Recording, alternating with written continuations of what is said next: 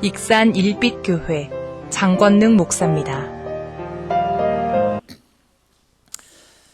제가 한 주간에 가장 많이 들었던 말이 여러분들이 좀 적응이 되기 어렵겠지만은 저도 처음에 가도 너무 어색했어요. 가장 많이 들었던 일주일 동안 들었던 말은 사우디캄입니다. 그럴 줄 알았어요. 저도 뭔 말인지 몰랐습니다. 그 말이 귀에 익숙해지니까 이제 한국에 왔는데 오늘 강단에 딱 섰는데 제일로 많이 느끼는 것은 춥습니다. 하여튼 춥습니다. 되게 제가 추위도 잘 참고 더위도 잘 참는데 너무 추워요. 어쨌든 한 주간 우리 성도님들의 기도와 또 하나의 은혜로 태국 이렇게 현지를 은혜 가운데 잘 다녀왔습니다. 시간 되는 대로 또 이렇게 간증하고 또 제 밴드에나 카페에 또 자료 올려드리고 저녁에는 선교 보고로 이렇게 말씀을 드리도록 하겠습니다. 유대인에게 가장 익숙한 유명한 책 중에 하나가 탈무드라는 책입니다. 한 번쯤은 들어보셨을 거예요. 탈무드에 이런 이야기가 나옵니다. 어느 날 남편이 아내에게 돈을 주면서 가장 맛있는, 가장 비싼, 가장 하여튼 이렇게 좋아하는 재료를 사다가 요리를 해달라고 했습니다. 그랬더니 이 아내가 시장에 나가가지고 소 혀를 사다가 맛있게 요리를 해주었습니다. 어느 날 또 며칠이 지나고 이번에도 그 아내에게 돈을 주면서 이번에는 가장 싸고 가장 볼품없고 가장 맛없는 형편없는 그런 재료를 사다가 요리를 좀 해주세요. 그랬더니 웬일인지 이번에도 아내가 시장에 가서 혀를 사가지고 와서 요리를 해서 대접을 합니다.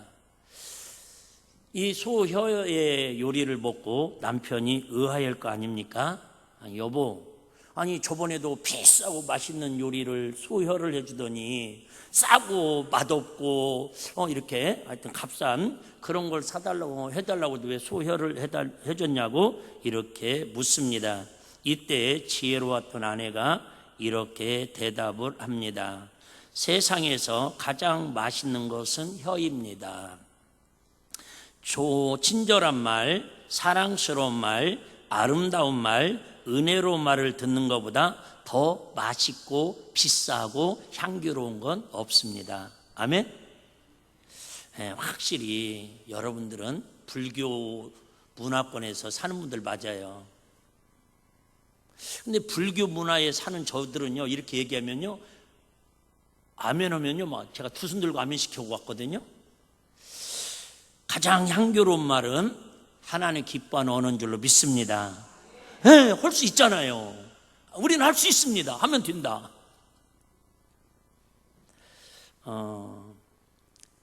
좋은 소리를 듣는 것이 가장 맛있는 것이기 때문에 혀를 사왔다고 합니다. 또 가장 싼 거, 가장 쉬운 거, 가장 볼품없는 거, 가장 사람들에게 상처를 주고 아픔을 주는 거기 때문에 이번에도 혀를 사다가 요리를 했다고 합니다. 가장 쉽게 할 수 있는 싸구려 행동 역시 말입니다.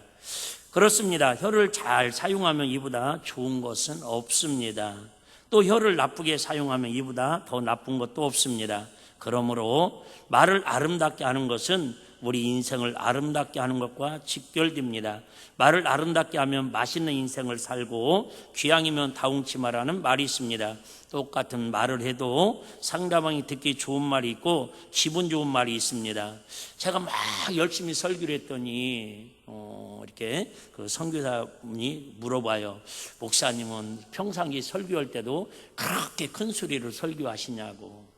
태국 나라는 문화가 불교 문화 나라라 얌전하고 조용하고 속삭이듯이 한다는 거예요. 그래서 저도 태국 문화로 지금 해보려고 하는데 상당히 속에서 지금 닭살이 돋고 있습니다. 어쨌든 이 말은 듣기에 따라서 하는 방법에 따라서 상대방을 기분 좋게도 하고 또 기분 나쁘게도 하고 같은 말인데도 오해도 하고 또 상처도 받게 합니다. 이처럼 말처럼 참 귀하면서도 어려운 게 없습니다. 제가 가장 이렇게 한 주간 감동적이었던 것은 제가 막 이렇게 설교하고 복음을 전하고 강사님 은혜 받았습니다 이런 말이 아니었어요. 식당에 갔는데 어떤 현지인 권사님급이 열심히 식사를 이렇게 준비하시면서 저를 보더니 맛있게 먹었냐고 한국말로 하는 거 있죠. 그래서 내가 너무 맛있게 먹어가지고 배가 나왔다고 그랬더니 이 권사님이, 할머니 권사님이 뭐라고 하냐면 괜찮아요.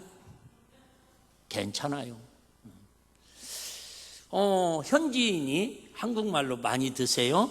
괜찮아요. 그 두 마디가 얼마나 마음에 진한 감동으로 와닿는지 모릅니다.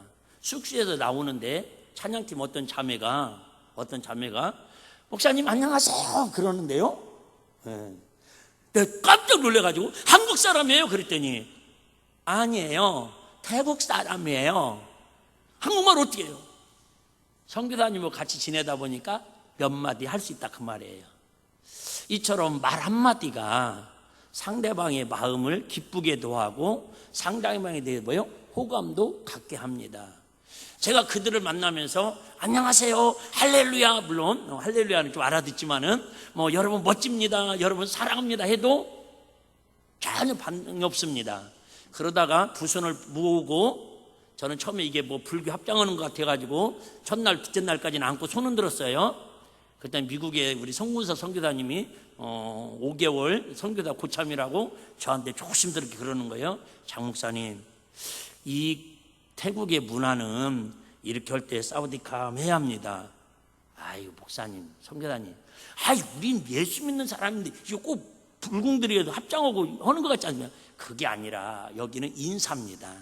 그러니까 저들을 존중하는 표현으로 우리가 불공 합장하는 게 아니라 인사의 표현이기 때문에 합장을 하고 특히 어른들한테는 꼭 이렇게 해서 사우디캄 해야 한다고 또 교육을 받아가지고 그 다음부터 합니다. 여러분들 지금 제가 처음부터 이렇게 하니까 목사님 뭐야 태국 가고 불교 문화 들어온 거 아니야? 이럴까봐. 그런데 그렇게 제가 사랑합니다, 안녕하세요 해도 반응도 없고 쳐다보지도 않던 사람들이 제가 눈을 마주치면서 사우디캄 하면 그 사람들도 사우디캄 이렇게 반응을 합니다. 이만큼 말이 통하느냐 안 통하느냐. 말은 이처럼 살리기도 하고 죽이기도 하고 공감을 갖기도 하고 심지어 그 사람과 원수가 되기도 하는 게 말입니다. 우리 바벨탑 사건 말 안 드려도 잘 아시겠죠.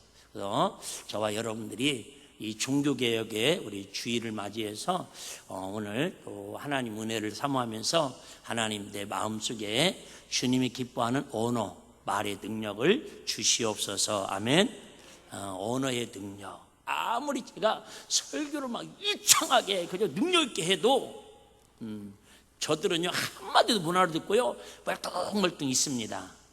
그러다가 옆에 선교사님 사모님이 샬락샬락깔락깔락 막 통역을 하면요 그들이 그때는 막 아멘 그럽니다. 그래서 제가 둘째 날 그런 설교했어요. 하나님이 저와 여러분을 사랑하시는데 아무리 하나님이 사랑한다고 해도 사람들이 하나님 사랑을 받아들여요, 안 받아들여요? 안 받아들입니다. 왜? 하나님의 마음을 모르니까.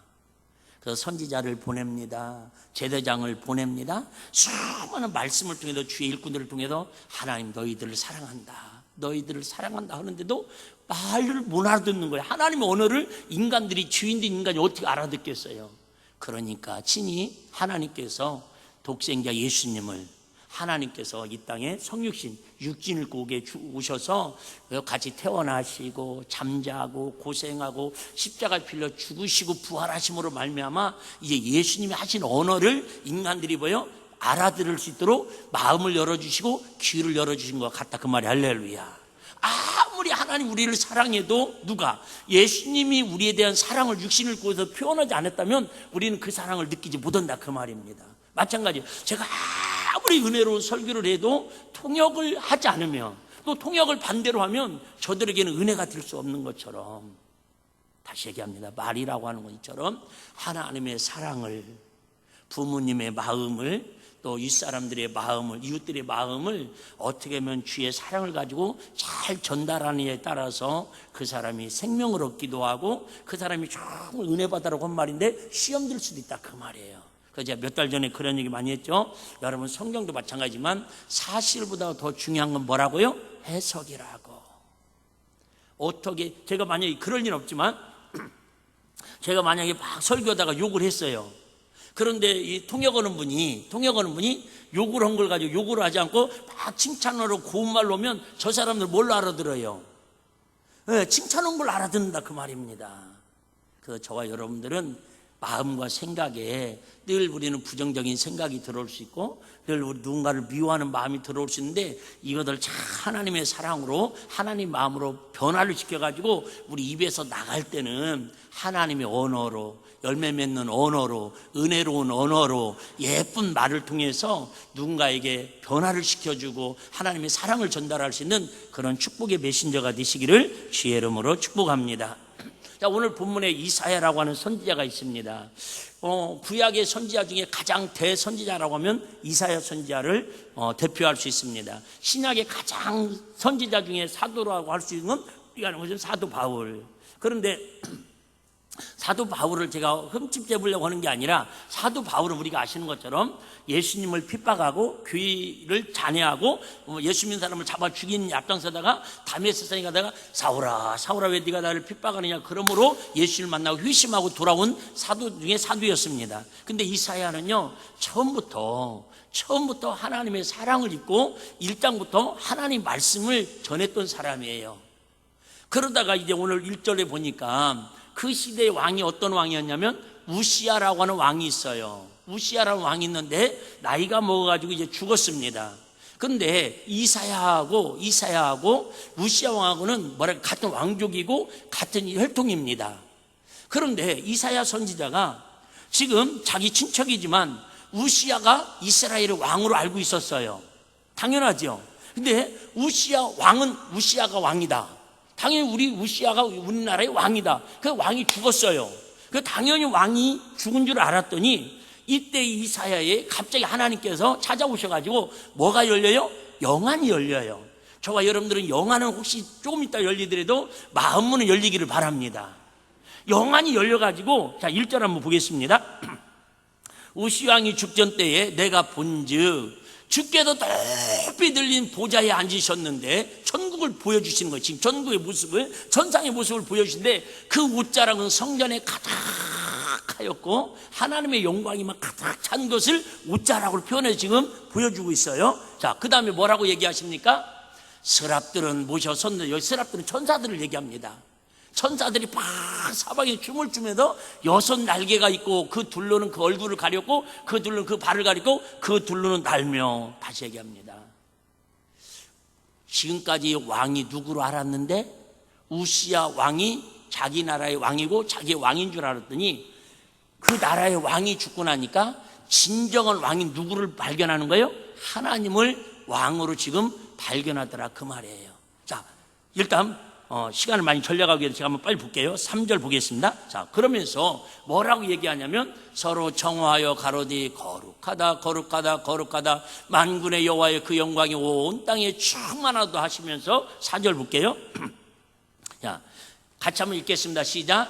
이같이 창화하는 자의 소리로 인하여 문지방이 터가 유동하며 집에 연기가 보여 정말 불, 연기 이런 것들은 거의 하나님의 임재를 상징하는 그런 모습을 표현하고 있습니다. 자, 무슨 얘기를 하려고 그러냐면 5절까지 읽을게요. 자, 5절 다 읽어도 되겠네. 자, 그때 내가 말하되 누가 얘기하는 거예요? 이사야가. 다시 얘기할게요. 자, 우시야 왕이 죽었어요.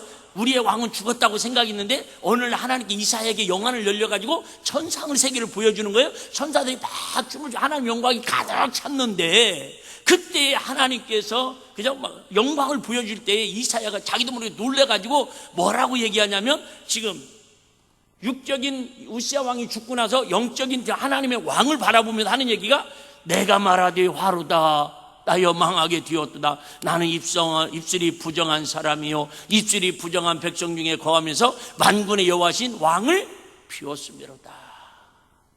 지금까지는 우시아가 자기 왕인 줄 알았는데 이제 영안이 열려져서 천상의 세계를 바라보니까 만군의 여호와께서 나의 누구라는 거예요?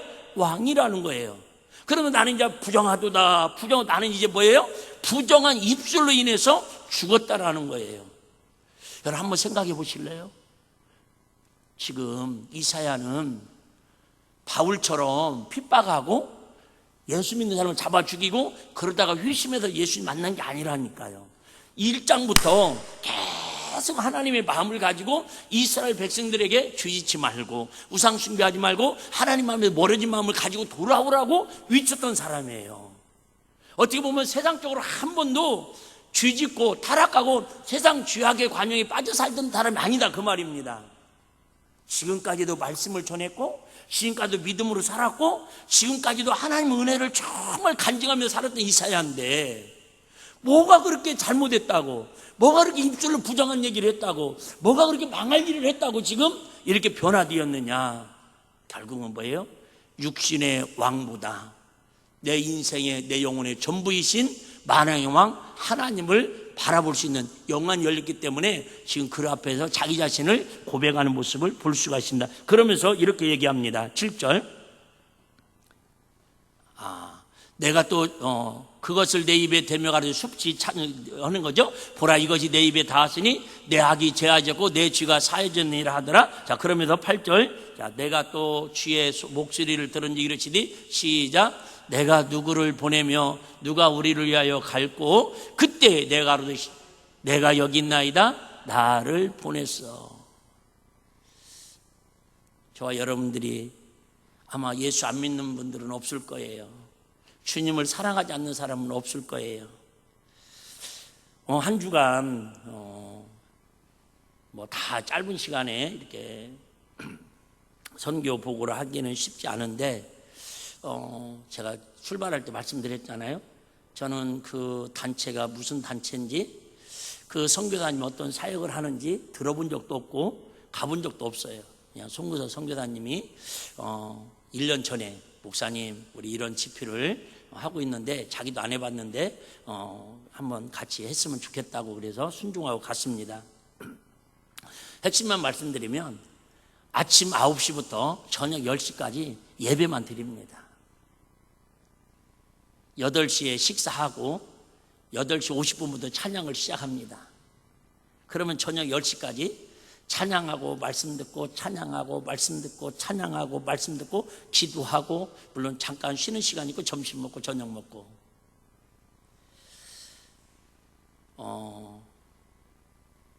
그나마 저는 배려를 해주셔가지고 뒤에 의자에 그나마 앉아 있었습니다. 근데 그들은 의자가 없습니다. 전부 바닥도 그냥 이렇게 타일로 깔려진 바닥인데 방석도 이만한 거 얇은 거 그거 하나 놓고 앉아서 하루에 12시간 이상을 그 자리에 앉아가지고 찬양하고 예배드립니다. 저도 한 30분 앉아 있었는데 도저히 허리 아파가지고 뒤로 가서 의자에 앉았습니다. 첫째 그들의 예배하는 그 모습을 보면서 제일 감동이 되었습니다. 목적이 뭐냐라는 거예요. 여기 온 목적이 뭐냐라는 거예요. 근데 그 예배를 통해서 마약 환자들이 회복되고 알코올 중독자들이 회복되고 거기에는 기본적으로 100% 현지인들만 참석을 합니다. 한국 사람들은 한국말을 하는 사람들은 선교사님 4분하고 딸이 캐나다에서 지금 이렇게 직장 생활하는데 휴가 내 갖고 와서 이렇게 찬양팀으로 섬기고 뭐 강사들도 사실은 한국에서 간 강사는 저밖에 없습니다. 다 미국에서 3분이 오시고 또 호주에서 목사님 사모님이 오시고 그 교회 청년이 31살 정원이라는 청년인데 그 친구는 이렇게 그룹 토의 시간에 그 아이들에게 영어를 가르치기 위해서 일부러 휴가를 내가지고 왔습니다. 어떻게 보면 한국 사람은 나밖에 없는 거예요. 그 많은 사람들 중에 100% 다 현지인들입니다. 첫날에는 보니까 한 150명, 60명 참석을 했는데 둘째 날부터는 200명이 넘는 인원이 그곳을 가득 채웠습니다. 하루 3번 식사를 다 제공을 합니다. 근데 이 식사 제공하는 분들이 누구냐면 방콕에서 거기까지 7시간이 더 걸립니다. 차가 많이 막히고 그래서. 근데 방콕의 현지 교회입니다. 그러니까 이 선교사님은 현지 교회를 하고 있는데 현지 교회 성도들이 봉고차 2대를 가지고 전부 오셔가지고 새벽 3시에 일어나가지고 200명의 식사를 다 하루 3번씩 준비를 해서 대접을 합니다. 얘기했죠? 그냥 가만히 있어도 땀이 줄줄 흐릅니다. 그런데 너무 기적 같은 일은 모르겠어요. 저는 그랬어요. 그 200명이 모인 사람들 중에서 식당을 가든 예배당을 가든 어디를 가든 한 명도, 내가 태국말을 못 알아듣으니까 그러기도 하겠지만 화내고 인상 쓰고 찌그리면서 하는 사람을 한 명도 본 적이 없어요. 천국이 이런 모습일까? 근데 너무 감사한 건 그렇다고 해서 강사라고 특별히 대우하는 것도 없습니다. 할 시간도 없고 할 인력도 없습니다. 200명을 케어하기 위해서 선교사님이 얼마나 바쁘겠고, 선교사 사모님은 또 찬양팀도 인도해야지, 건반도 해야지, 통역도 해야지, 상상을 초월합니다. 그러다 보니까 우리가 어디 가서 뭐 하나, 예를 들면 더 먹고 싶어도 아서 부엌에 가가지고 가서 그냥 이렇게 얘기해서 갖다 먹고 그래야 할 상황입니다. 그럼에도 불구하고 아마 에덴 동산의 모습이면 그런 모습이 아닐까. 천국의 모형이 아마 이런 모습이 아닐까. 목사라고 특별한 대우하는 것도 아니고, 뭐 강사라고 특별한 대접이 있는 것도 아니고. 그런데 더 놀라운 건 이분들이 이 집회를 참석하기 위해서 가깝게는 2시간, 물론 그 교회 성도들도 있습니다. 미얀마에서 올 때는 거의 10시간 타고 국경을 타고 넘어온답니다. 미얀마에서도 왔습니다. 가는 날 이렇게 우리 그 화물차처럼 뒤에 있잖아요. 화물차 타는 용달차, 거기 한 10대 명이 타고 출발하려고 그러고 있습니다. 더우니까 막 이렇게 종이 같은 걸로 햇빛 가리고 그래요. 그래서 내가 물어봤습니다. 선교사님한테, 도대체 저분들은 몇 시간이나 갑니까? 그랬더니 목사님 얼마 안 가요. 6시간 저렇게 가면 됩니다. 화물차 뒤에 타가지고 올 때 6시간 왔는데 갈 때도 6시간 가는데 얼굴들 보니까 얼굴들이 천사의 얼굴이더라 그 말이에요. 은혜 받아서. 더 놀라운 건 제가 지금까지 동남아나 우간다나 갈 때마다 거기는 전부 집회할 때마다 간식을 사줘야 합니다. 갈 때 또 여비도 주는 데도 있습니다. 근데 여기는 오는 그 미얀마에서 오든 어디에서 오든 여비를 주지 아니하고 도리어 참가비를 받습니다. 우리나라 돈으로 $10 정도로 많은 돈입니다. 14,000원 정도 되는데 적다면 적지만 많은 돈입니다. 그들한테는. 그러다 보니까는 만약에 무료로 하고 돈을 주면서 오라고 그러면 1000명도 올 수 있답니다. 근데 많이 오는 게 문제가 아니라 와서 은혜 받을, 예배 드리다가요 아이들이 울고 왔다 갔다 하잖아요. 저렇게 나가! 다시 들어오지만 막 그럽니다. 선교사님이 예배 드리러 왔는데 좀 무서울 정도로 예배에 집중을 합니다. 근데 그 예배는 강사가 설교를 싹 잘 못해도 괜찮을 것 같습니다. 제가 볼 때는 강사의 비중이 그렇게 없는 집회도 저는 처음 봤습니다. 왜 그러냐면 어차피 통역이 중요한 거고, 찬양팀이 그 집회에 제가 볼 때는 50%, 많게는 70%를 좌지우지합니다. 25개 교회가 공식적으로 왔다고 그럽니다. 200명이 넘는 그 인원이 25교회가 전국에서 미얀마까지 해가지고 온 거예요. 강사들까지 합치면 거의 30개 교회가 됩니다. 캐나다에서 왔죠, 호주에서 왔죠, 미국에서 왔죠, 저 갔죠. 30여 교회가 모여가지고 200명이 모인 교인들이 찬양을 하는데, 이 찬양팀들이 15명, 그 다음에 파워포인트까지 해서 한 18명, 20명 가까이 되더라고요. 이들은 찬양을 준비하기 위해서 일주일 동안 방콕의 그 본부에 모여가지고 일주일 동안 기도하고 합숙훈련을 시킨대요. 그럼 그분들에게 페이를 주느냐? 전혀 없다라는 거예요. 그 젊은이들이 더 놀라운 건 1년에 한 번 하는 이벤트 행사가 아니라 1년에 4번씩 1, 4, 7, 10 1년에 4번씩 지금 10년 이상, 제가 갔을 때가 43일을 한 번도 안 빠지고 코로나 때도 하고 있다라는 거예요.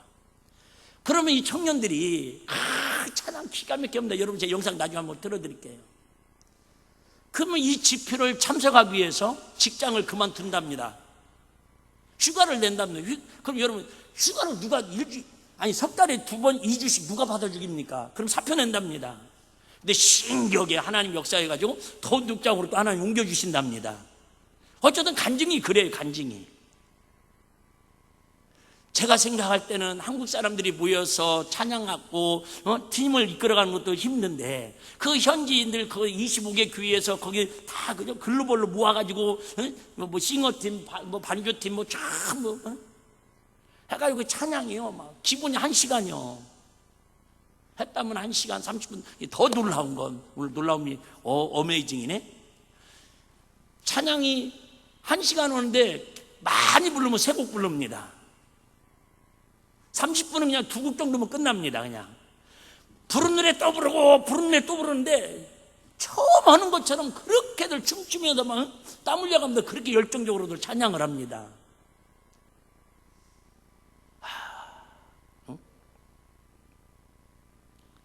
예배가 뭔지, 하나님을 경외하는 게 뭔지 특별 순서도 없습니다. 대피기도 한 번도 없고요. 뭐 특별 순서도 없습니다. 그냥 찬양하고 바로 말씀 전하고 또 같이 동성기도 하고 그냥 또 찬양하고 그냥 지치면 집에 가고. 그 동네에 사는 분들은 이제 집회가 끝나면 가서 자고 오는데 그 멀리에서 온 분들은 숙소가 안 돼 있고 씻을 수가 없으니까 마침 한 10분 거리에 호텔이 있는데 뭐 호텔이라고 해야 하룻밤에 한 사람당 10,000원꼴이랍니다. 5,000원꼴이는가? 그래서 우리한테는 싼 거지만 그 사람들은 쉽지 않습니다. 근데 거기 온 사람들 한 200명을 거기다 다 숙소에 전관을 다 대여를 해가지고 강사도 똑같이 거기다 자고 물도 쫄쫄쫄쫄 나오는데 어쨌든 그러니까 마음껏 가서 잠은 푹 자고 하여튼 아침부터 와서 먹고 하루 종일 12시간 이상을 예배하고 기도하고 찬양하는 일에 집중합니다. 그런데 그 예배 속에서 변화가 일어나고 회복이 일어나고 치유가 일어나고 예수님을 만나는 역사가 일어난다라는 거예요. 찬양하다가 뒤집어지고 기도하다가 꼬꾸라지고 예배에 하나님이 임재하는 그런 모습을 경험하는 어떤 현장이었습니다. 참 이렇게 보면 제가 그랬어요. 마지막 날 물어보더라고. 목사님 어떤 게 제일 감동적이었습니까? 이런 저런 것도 중요하지만은 저렇게 찬양 한 곡을 부르기 위해서 젊은이들이 얼마나 저렇게 기도하고 연습하고 준비해서 드려지는 그 모습, 누구한테 보여지지도 않지만은 새벽 2시부터 일어나가지고 식사 대접을 하는데요. 제가 지금까지 동남아 우간다 이런 데 다녀봤지만 이번처럼 풍성한 식탁, 풍성한 그런 여유도 없었습니다. 거기에다가 저 갈 때 용돈 주시고 또 달러도 주셔가지고 선교사님한테 뭐 좀 해드릴까요? 그랬더니 목사님 이곳 아이스크림이 기가 막히게 맛있습니다. 간식 쏴주시면 저희가 잘 먹겠습니다. 그래서 제가 200불을 드렸어요. 간식비로. 그랬더니 막 세상 이틀 동안요 아이스크림 통 이만한 통을 갖다가 식당 옆에다 놓고는 200명이 줄 서가지고 막 먹고 또 먹고 200불 가지고 배 터지게 먹었어요. 저도 먹고. 여러분 어쨌든 참 그런 모습들을 보면서 가난하지만 불편하지만 가진 건 없지만 누군가가 그곳에서 헌신하는 사람이 있고 하나님이 살아계심을 찬양하고 하나님의 나라를 세워가기 위해서 몸부림치니까 하나님이 일하시는 역사를 볼 수 있었더라. 그 말이 할렐루야. 참 하나님 모르시더라고요. 그래서 제가 이제 마지막 날 끝나고 그 장성교사님 그 교회 방콕 시내에 있는 교회에 가봤어요. 좀 깜짝 놀랐어요. 20평도 안 되는 본당에 그냥 강대상 조그마한 옛날 70년대 거 제가 사진 찍어서 보여드릴게요. 많이 들어가야 30-40명밖에 들어갈 수 없는 그런 공간이에요. 본교회 다 현지인들, 한국 사람 한 명도 없고. 그런데 전국을 다니면서 그렇게 복음 전해가지고 그 직위를 세우고 직위를 세워가지고 그렇게 또 사람들을 키워가지고 10년씩 교육시켜가지고 지역마다 그렇게 교회 세우고 사람을 세워가지고 그 관련된 사람들이 모인 사람이 이번에 다 모인 것도 아니지만은 25개 교회에서 200여 명이 모인 거예요. 본교회는 30명도 안 되는데 그 어마어마한 일을 해나가고 있더라 그 말이에요. 과연 큰 교회의 의미가 뭘까? 능력이라는 의미가 뭘까? 유명하다라는 의미가 뭘까? 집중해요. 정말 그 선교사님의 그런 어떤 본귀 얘기했잖아요. 그 현지인들 한국말 하나도 못하는 분들이 한국 사람이 그 전도하고 가르쳐가지고 그 7시간을 직장 휴가 내고 가가지고 1년에 4번씩 가서 그 하루 종일 주방 봉사하고 스텝으로 섬기고 그러는 거예요. 여러분 이렇게 살아도 우리 한 달 지났잖아요. 저렇게 살아도 우리 한 달 지나잖아요.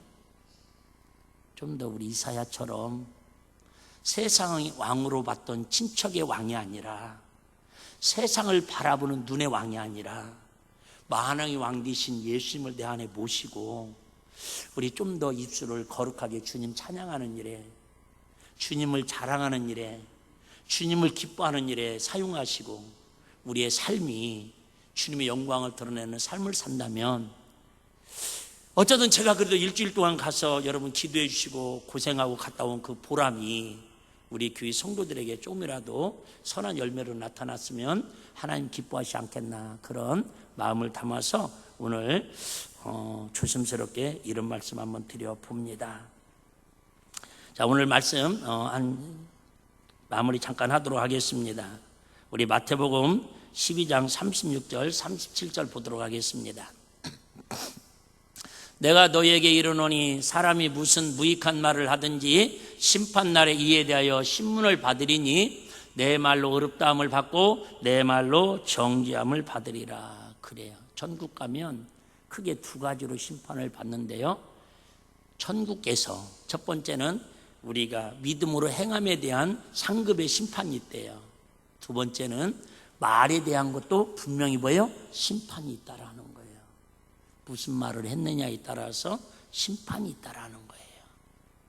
그래서 제가 이번에 솔직히 말씀드리면 출발하기 전에 주보를 미리 다 준비하고 복사해 놓고 갔어요. 혹시 늦을까 봐. 어제 김포공항에 인천공항에 남의 나라 갔더니 인천공항에 10시 반에 출발했는데요, 집에 4시에 도착했어요. 차가 얼마나 막히는지. 근데 제가 가기 전에 출발하면서 기도하면서 설교를 이 본문을 정해놓고 갔거든요. 말의 능력, 말의 능력. 그래서 저는 일주일 동안 그 집회하면서 또 설교하면서 야, 말의 능력이 얼마나 위대한가. 하나님이 말씀으로 천지를 창조하시고 말씀으로 지옥도 갈 수 있고 천국도 갈 수 있는 심판이 능력이 말에 있다라는 거예요.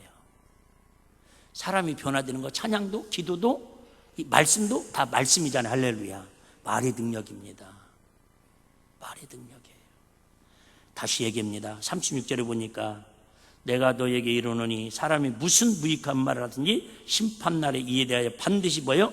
하나님이 신문하시겠다라는 거예요.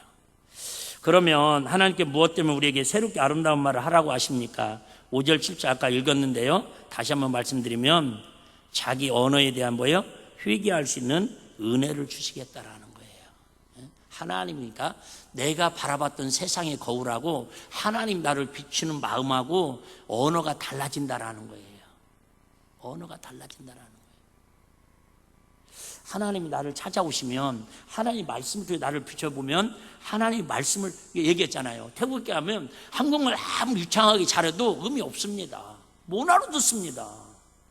한마디로 해도 안녕하세요 한마디로 해도 한국말로면 반가운 것처럼, 여러분 내 언어가 새롭게 변화되어야 할 이유는 이제 우리는 세상을 왕으로 모시고 사는 사람들이 아니라 세상 문화 속에도 빠져 사는 사람들이 아니라 하나님이 찾아오셔서 하나님 진리의 말씀으로 나를 비춰주시는 그 말씀에 우리가 반응하며 살아야 하기 때문에 우리가 선한 말을 하나님 기뻐하는 언어를 사용해야 된다 그 말이에요. 할렐루야. 누가복음 6장 44절 45절 제가 한번 읽겠습니다. 나무는 각각 그 열매로 안하니 가시나무에서 무화과를 또는 찔레에서 포도를 따지 못하느니라. 선한 사람은 마음에 싸는 선에서 선을 내고 악한 자는 그 싸은 악에서 악을 내나니 이는 마음에 가득한 것을 입으로 말하느니라. 그래서 히브리어 언어는요, 히브리의 문화는, 그러니까 내가 악한 마음을 품었어도, 내가 나쁜 생각을 했어도 이게 말로 나오지 않으면 마음과 생각으로 끝난다고 생각을 한다라는 거예요. 근데 히브리 문화는요, 입으로만 말이 나오면 그 말이 그 사람이 뭘로 오냐면 인격, 그 사람의 자체로 받아들인다라는 거예요. 그러니까 사람을 무슨 옷을 입었느냐, 저 사람의 직업이 뭐냐, 이걸 보는 게 아니라 그 사람의 말을 통해서 저 사람은 자체를 평가한다라는 거예요. 말이 곧 나라고, 말이 곧 나의 인격이라는 거예요. 히브리 사람은 그렇게 인식을 한다라는 거예요. 근데 우리는 사실 그러잖아요. 은근히 말한 거 따로, 마음 따로, 그 사람 인격 따로. 그래서 언니 조심스러운 얘기인데 막 실수를 했어요. 예를 들면 음주 한 잔 먹고 막말을 했어요. 그럼 우리는 그냥 붙이는 이름이 그거잖아요. 아이고, 지중해 헌소리니까 그냥 넘어가. 지중해 헌소리니까 넘어가. 물론 맞습니다. 그런데 어쨌든 그냥 한번 다짐이라도, 내가 한 말이 내 인격이다. 내가 한 말이 내 인격이다. 제가 유학 갈 때 이렇게 우리들은 그런 게 있잖아요. 약간 우쭐한 게 그런 거 있을 수도 있잖아요. 왜 그러냐면 그들은 보면요, 제가 이번에 하얀 와이셔츠 반팔 하나 가져가고 하여튼 넥타이 2개 가져갔는데, 다른 옷은 다 입었는데 하얀 와이셔츠도 입지도 않고요, 넥타이도 한 번도 안 찼습니다. 너무 좋은 거예요. 너무 좋은 거예요. 그냥 전부 다 티 입고 남만 그냥 입고, 쉽게 말하면 누가 강사인지 누가 휴중인지 전혀 느낌이 없어요. 그냥 말씀을 전하니까 강사지, 내려가 앉아 있으면은 다 그들과 똑같습니다. 너무 좋은 거예요. 저는 너무 좋은 거예요. 그럼에도 불구하고 한 분씩 이렇게 이야기를 하는 거예요. 나우스에 온 아직은 목사님은 아니고 전사님인데, 나우스 그 교회 담당이신데, 그분은요 변호사래요. 지금 현재 변호사이면서 교회 이렇게 전도사로 사역을 하고 있는 거예요. 제가 만나본 중에서는 79세 고령자가 최고의 고령자이신데, 그분은 교장 선생님 출신이라고. 근데 완전 시골 할아버지야, 말 그대로. 근데도 그렇게 겸손하게 무릎 꿇고 은혜 받고 찬양하고 똑같이 합니다. 또 한 분은 초등학교 선생님인데, 내유가 부부가 초등학교 선생인데 1년에 2차례씩 일례 집회를 꼭 참석을 한대요. 2번 참석하는 이유는 간단해요. 방학이 2번이니까 4월달 할 때하고 이번 10월달 할 때는 참석을 한다는 거예요. 근데 첫날 참석하고 나서 선교사님한테 막 울면서 그 얘기하더라는 거예요. 앞으로 저 1년에 4번 다 참석하겠습니다. 2번은 그러려면 뭐 해야 돼요? 결경계를 내야 하잖아요. 학교에. 그거 통과될 수 있도록 기도해 주세요. 우리가 볼 때는 그냥 동네 아줌마 같고 동네 할머니 같은데, 물론 그런 분들도 있겠죠. 근데 그분들이 세상적으로도 그렇게 하류층 사람들은 전부 아니더라, 그 얘기예요. 그런데 그 찬양하고 말씀 듣고 안수 받으려고 막 사모하는 모습은요, 지성에 계급도 없어요. 빈부 귀천도 없어요. 남녀노소도 없어요. 마지막 날 우리 애찬식 겸 선찬식 하는데, 우리 교회도 그랬으면 좋겠더라고요. 또 반대하면 어쩔 수 없겠지만, 마지막 선찬식 하는데 아기부터 80세까지 전부 다 모여 있잖아요. 3대가 예배도 똑같이 같이 드립니다. 영어 2시간 할 때만 따로 이렇게 가서 하지. 근데요, 젖먹이 아기부터 80대 할아버지까지 성찬 예식을 같이 다 참석을 하는 거예요. 초대교회 우리는 같은 형제고 같은 가족이니까, 그 전에 가족이라고 너는 5살이니까 넌 저쪽 방 먹어, 너는 저기 가서 밥 먹어, 그거 없다라는 거예요. 예수님의 살과 피를 같이 먹고 같이 나누자고. 그래서 성찬식이지만 애찬식 겸 겸해서자고 그 얘기하더라고요. 괜찮더라고요. 저는. 우리는 애들이 철딱선이 없으니까 이걸 잘못 알고 먹고 행하고 그런데 아니에요. 그 분위기가 압도되니까요, 그 아이들도 막 진심이 느껴지는 그런 마음 있잖아요. 모르게 저는 그런 은혜 받았어요. 어쨌든 여러분, 좋은 열매는, 좋은 나무는 좋은 열매를 맺고, 가시나무는 가시에서 열매를 맺을 수 없다라는 거예요. 신기하잖아요. 좋은 나무에서는 좋은 열매를 맺는데, 가시나무에서는 가시를 맺는 게 아니라 열매가 아예 없다라는 거예요. 여러분, 근데 그 열매가 어디에서 나온다고요? 마음에서, 언어를 통해서 열매를 맺기 때문에 저와 여러분들이 예수 잘 믿는 믿음의 사람이라면, 하나님 나라를 수망껏에 바라면 좋은 신앙인이라면 좀 더 지금까지 우리가 살아왔던 것보다 더욱더 우리 입술을 통해서 하나님 기뻐하는 열매를 맺어가는 은혜가 있기를 주의 이름으로 축복합니다. 우리 민수기 14장 27절 28절 한번 제가 읽겠습니다. 민수기 14장, 나를 원망하는 이 악한 회중을 내가 어느 때까지 참으랴. 이스라엘 자손이 나를 향하여 원망하는 바, 그 원망하는 말을 내가 들었노라. 그들에게 이르기를 여호와의 말씀에 나의 삶을 가리켜 맹세하노라. 너희 말이 내 귀에 들린 대로 내가 너에게 뭐하리라? 행하리라. 그래 여러분, 이스라엘 백성이 망한 이유, 이스라엘 백성이 가나안 땅에 들어가지 못한 이유 딱 한 가지예요 여러분. 원망해서, 입술로 원망해서 그들이 들어가지 못했고, 하나님 그들이 하는 말을 들은 대로 그대로 뭐예요? 행해 주시겠다라는 거예요. 여러분, 그래서 우리 자녀들에게도 축복해야 하고, 할 수만 있으면 우리 서로 축복하고 서로 위로하고 서로 격려하는 은혜가 있어야 할 줄로 믿습니다. 우리 축복에 3대 언어가 있다는데요, 축복에 3대 언어가 있대요. 제가 어디다 써놨는데 어쨌든요, 좀 이따 찾으면 제가 말씀드리겠고, 그래서 마지막으로는요, 하나님은 어떻게 우리의 말을 새롭게 하십니까? 첫째는요, 죄송해요, 내가 좋은 말 하고 싶다고 해서 잘 되지 않더라고요. 다짐한다고 잘 되지 않더라고요. 이사야처럼 하나님이 찾아오셔야 돼요. 하나님 은혜가 찾아오셔야 돼요. 근데 그 은혜가 찬양할 때, 말씀 들을 때, 기도할 때, 겸손할 때 찾아오시는 거예요. 죄지을 때 하나님 찾아오지 않아요. 여러분, 세상 나가다 막 싸우는데 하나님 찾아오지 않잖아요. 저와 여러분, 우리 11월 1일부터 하는 단위의 기도를 통해서 저 강사를 쓰시는 하나님, 저 강사를 찾아가신 하나님이 우리 일빛교회에 이 자리에 모여서 같이 찬양하고, 때로는 힘들어서 못 오는 분들이더라도 현장에서라도 꼭 이번 단위의 기도를 통해서 하나님 내 마음이 좀 더 가까이, 좀 더 하늘문이 활짝 열렸던 이사야처럼 우리 마음이 열리고 영안이 열려서 화로다 하나님의 영광이 가득 찬 그 은혜를 가슴으로 찾아오는 경험자가 되시기를 주의 이름으로 축복합니다. 두 번째는 여러분, 하나님 말씀 앞에서 늘 우리 자신을 볼 수 있는 회개, 즉 눈이 열려야 돼요. 똑같은 사물을 봐도 불평거리가 보이고 부정적인 모습이 보이고, 어떤 분들은 그 모습을 보면서도 모르겠어요. 저는 진짜 첫날 그날 가서 이렇게 준비하는데 나도 모르게 막 눈물이 흘리더라고요. 그래서 내가 오직 감동이 됐으면 막 우리 구역장님들한테 난생 처음으로 그룹 영상 카톡을 내가 막 그냥 했는데 안 되더라고요. 현장 좀 한번 느끼게 해주고 싶어서. 아무것도 없어요. 뭐 건물이라고 아무것도 없어요. 그런데 그들이 진실된 그 찬양, 우리 저는 막 하나님, 이사야가 느꼈던 것처럼 하나님의 그 영광이 느껴지는 게, 그래서 우리 구역장님들만이라도 이 영성의 그 분위기를 좀 전하고, 예배 시간이니까 그럴 수 있는, 찬양이 어느 시간이니까 예배, 찬양도 예배는 예배지만 하나님 눈물을 흘리게 하시더라고요. 물론 우리 청소년들 집회 가면 이보다 더 훌륭한 사운드들이 있고 찬양팀들이 있습니다. 그런데 모르겠어요, 제가 느끼는 그들 한 명 한 명이 모아지는 그 마음들이 가슴으로 느껴지는 거예요.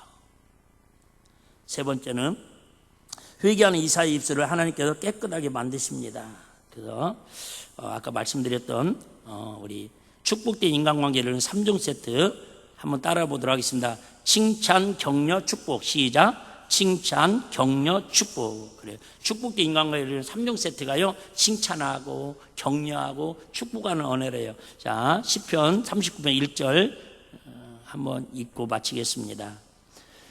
시편 39편 1절입니다. 내가 말하기를 나의 행위를 조심하여 내 헤어로 범지치 아니하리니 악인의 내 앞에 있을 때 내가 내 입의 자갈을 먹이리라 하였도다. 그래 여러분, 하나님은 우리의 혀로 뭐예요?